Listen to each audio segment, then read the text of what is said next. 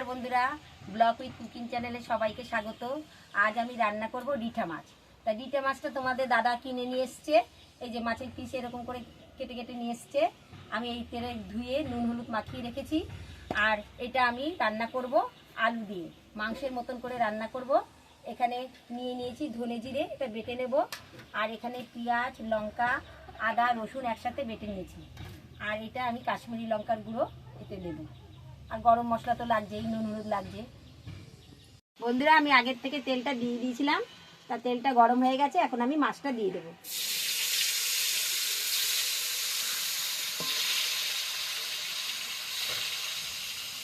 এই দেখো, এরকম বড় বড় পিস,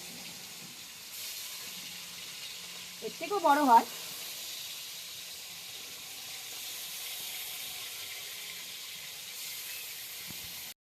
বন্ধুরা, মাছ ভাজাটা হয়ে গেছে, এবার আমি তুলে নেব।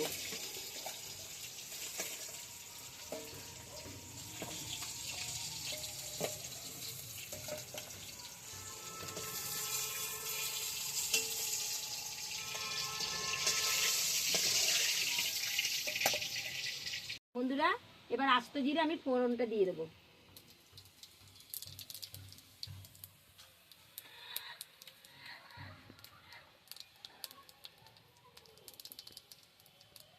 আমি মাছের জন্য টুকরো টুকরো করে আলু কেটে রেখেছিলাম, আলুগুলো আমি এখন দিয়ে দেবো।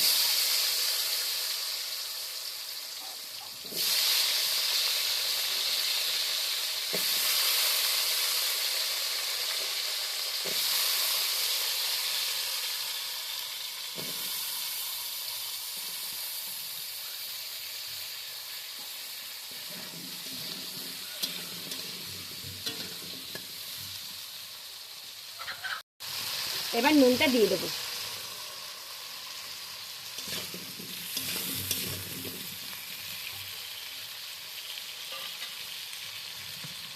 এবার হালকা করে একটু পেঁয়াজ কুচি দিয়ে দেবো।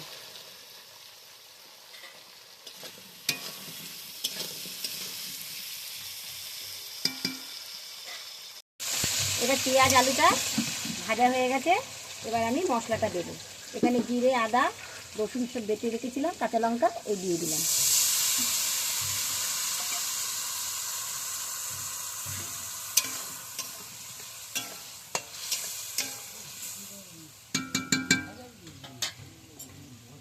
এবার দিয়ে দেবো তেজপাতা,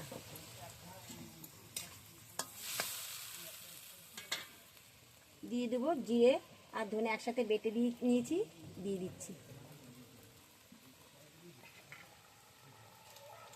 দিয়ে দেবো একটু কাশ্মীরি লঙ্কার গুঁড়ো,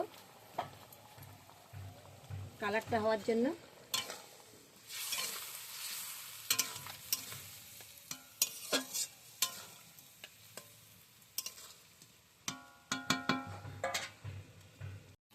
এবার সামান্য পরিমাণ একটু হলুদ দিয়ে দেবো। বন্ধুরা, মশলা থেকে এবার তেল ছেড়ে গেছে, আমি এখন জলটা দিয়ে দেবো। বাবা,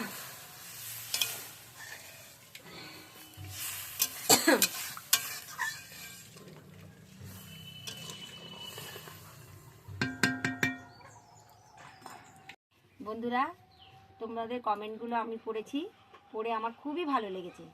আর তোমরা আমাদের পাশে থেকো। বন্ধুরা, ঝোলটা ফুটে হয়ে এসছে, আমি এখন মাছগুলো ছেড়ে দেবো।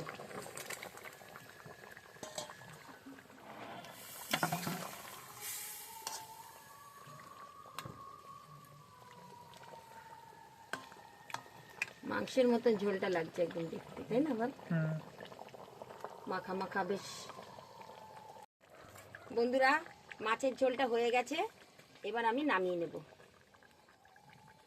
ভরা কড়াই, মাংসের মতন ঝোলের গন্ধ বেরোচ্ছে। গরম মশলা দিয়ে দেবো।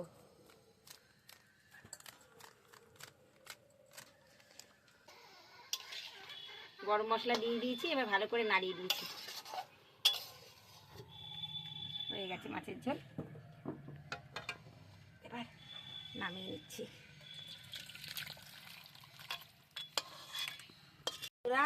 রিঠে মাছ দিয়ে আলুর ঝোলটা কেমন লাগলো কমেন্ট করে জানিও। লাইক করো, শেয়ার করো, আর বেশি বেশি করে সাবস্ক্রাইব করো। আবার দেখা হবে পরের ভিডিওতে। নমস্কার।